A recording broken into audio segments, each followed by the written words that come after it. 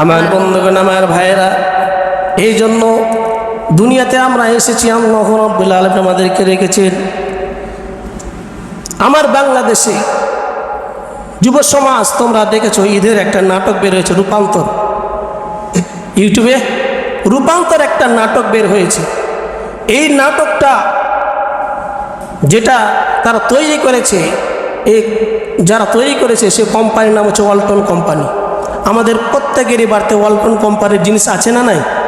Fridge বলেন, অনেক কিছু বলেন ওয়ালটনের। তো এই যে ওয়ালটন কোম্পানি একটা রূপান্তর নাটক তৈরি করেছে, এই নাটকটা ট্রান্সজেন্ডারকে, সমকামিতাকে প্রমোট করে।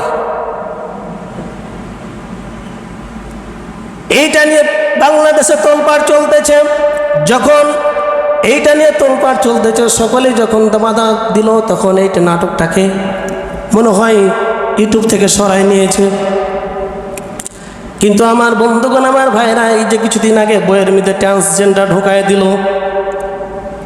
মুসলমানদেরকে, বাংলাদেশের মুসলমানদেরকে কিভাবে খ্রিস্টান বানাবে, কিভাবে মুসলমানদেরকে বিজাতিদের কালচারের মধ্যে নিয়ে আসবে, মুসলমানদের ইমান কীভাবে ধ্বংস করবে, মুসলমানদের সন্তানদেরকে কীভাবে ধ্বংস করবে, একের পর এক পায় তারা শুরু করেছে। যখন দেখলে যে বইয়ের বিরুদ্ধে বই পড়ে না, এখন নাটক সিনেমা দিয়ে চালু করি। কিন্তু বাংলাদেশের মুসলমান কিছু ওলামা একরাম আছে, বিচক্ষণ আছে না নাই?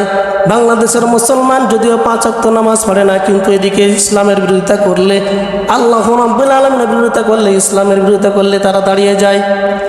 তো এই যে রূপান্তর নাটক, যুব সমাজ যারা আছো ফেসবুকে স্ট্যাটাস দিবে, এই সমস্ত নাটক আমাদেরকে বয়কট করতে হবে।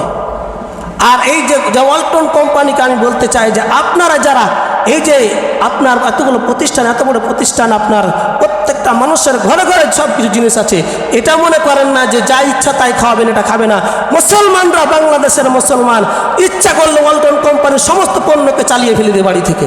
এই জন্য আমার বন্ধুগণ, আমার ভাইয়েরা, এই সমস্ত পায়তারা বাংলার জমিনে চলবে না। বাংলার মুসলমানরা সজাগ। এই জন্য মুসলমান কখন ইসলামের বিরোধিতা আসবে, তখন আমাদেরকে রুখে দাঁড়াতে হবে। প্রধানমন্ত্রীকে জানাতে হয় যে এই যে এইরকম যেন ইসলাম বিরোধী কোনো নাটক সিনেমা যেন তৈরি না হয়। নাটক সিনেমা তৈরি করছো, করো, আমাদের কোনো বাধা নাই। তোমাদেরকে আল্লাহ যদি হেদায়েত দান করে, তাহলে হেদায়েত আসবে না, পাবে না। কিন্তু তোমরা ইসলামের নাম দিয়ে কোরআনের বিরোধিতা করবা, ইসলামের বিরোধিতা, এটা কখনো মেনে নেওয়া হবে না।